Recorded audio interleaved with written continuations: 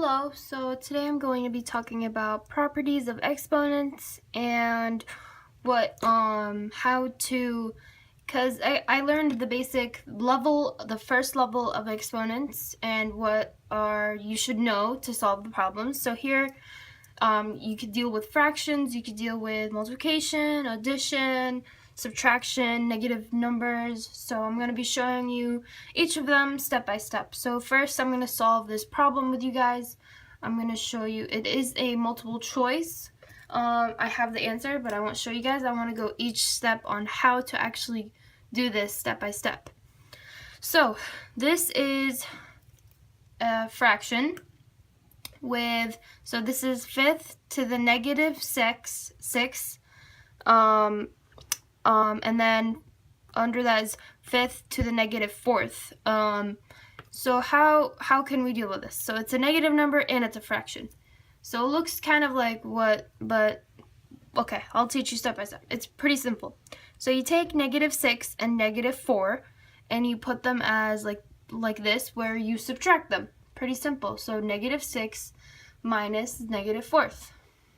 And that equals negative 2. So we put 5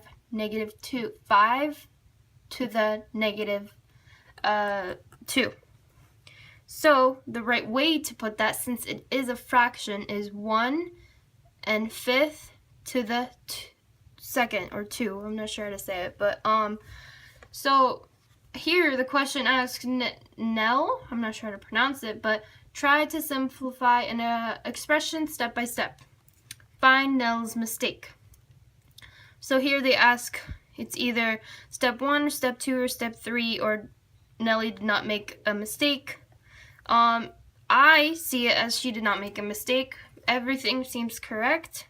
So I put Nell did not make a mistake in this question, and she didn't.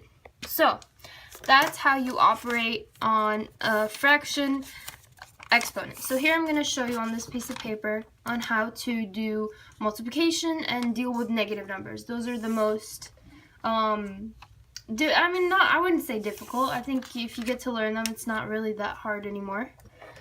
So what you want to look at here, oh, what happened? Sorry. You look at, 2 to the third times 2 to the fifth.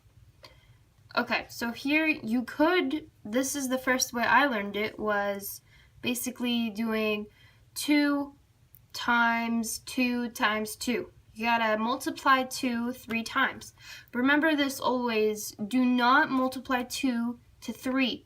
That the 3 means multiply it by itself 3 times. Always remember this rule, because it's a whole different answer if you do 2 times 3 or 2 times 5. So if you multiply 2 times 3 times would equal 8. And same here.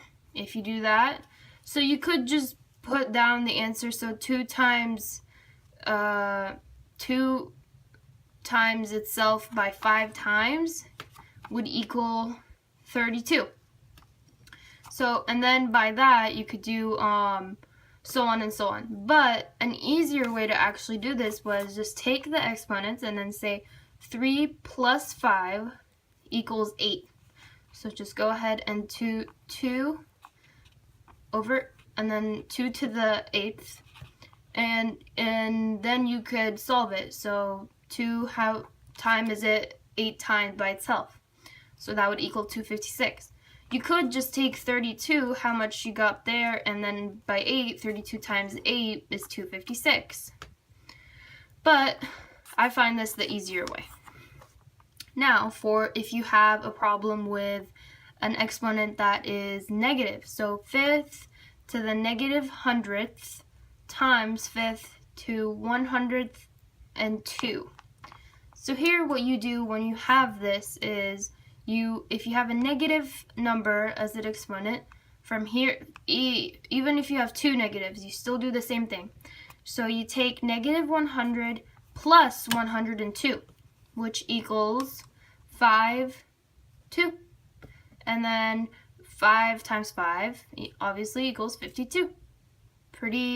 sorry, 25. I got that wrong. Okay, so that would be 25. Okay, thank you.